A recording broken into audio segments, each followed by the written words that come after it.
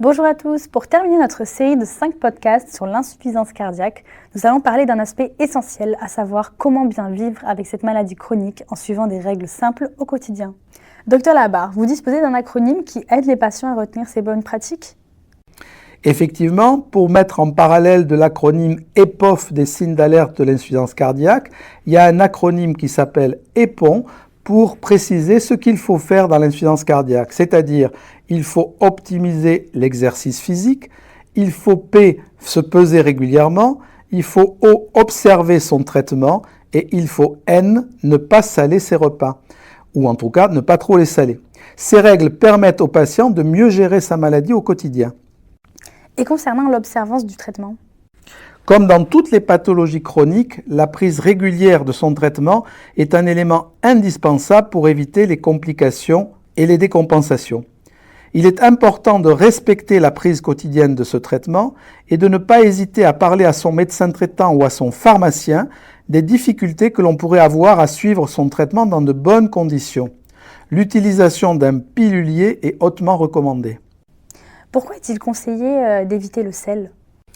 L'insuffisance cardiaque, c'est clairement une maladie du sel, dans lequel, par la baisse du débit de la pompe cardiaque, qui entraîne un retentissement au niveau du rein, comme on l'a dit précédemment, va se créer un phénomène de rétention d'eau et de sel au niveau de ce rein.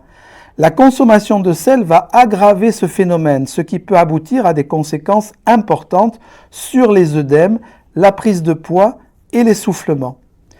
L'idée est de réduire la consommation journalière de sel qui doit se situer normalement entre 4 et 6 grammes. Je rappelle que dans la population commune, la consommation de sel dépasse très facilement 12 grammes. Attention, car il y a beaucoup de sel caché en dehors de celui que l'on rajoute dans les aliments. Les ateliers d'éducation thérapeutique dont on a déjà parlé aident à mieux comprendre les équivalences en sel et à construire des repas équilibrés qui doivent bien évidemment garder de la saveur. Ces règles ont l'air simples, mais elles demandent quand même une vraie rigueur. Oui, et sur la base de l'éducation thérapeutique du patient, qui avec l'aide d'une équipe éducative bien formée, permet d'acquérir non seulement des connaissances sur la maladie et ses traitements, mais également des compétences d'adaptation à différentes situations par rapport à la diététique et aux activités physiques. Des piqûres de rappel sont souvent nécessaires pour maintenir le cap sur ces bonnes pratiques qui deviennent vite un réflexe très bénéfique.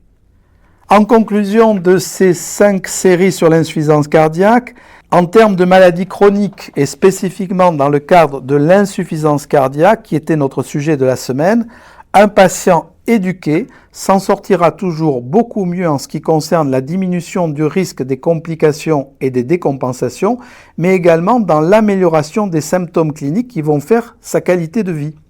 Cette éducation thérapeutique peut vous être proposée avec l'aide d'un programme aidé par l'ARS Occitanie dans la plupart des départements de cette région. Il vous suffit de scanner le QR code que vous trouverez sur le site internet de l'association APET Cardio Occitanie en tapant www.apetcardio.fr. Nous vous invitons à rejoindre ce site sur lequel vous trouverez beaucoup d'informations et vous pourrez vous inscrire vous-même à ces séances d'éducation sans difficulté. Merci Dr Labarre pour ces conseils clairs et pratiques. Rappelez-vous les 4 règles EPON pour vivre mieux avec l'insuffisance cardiaque.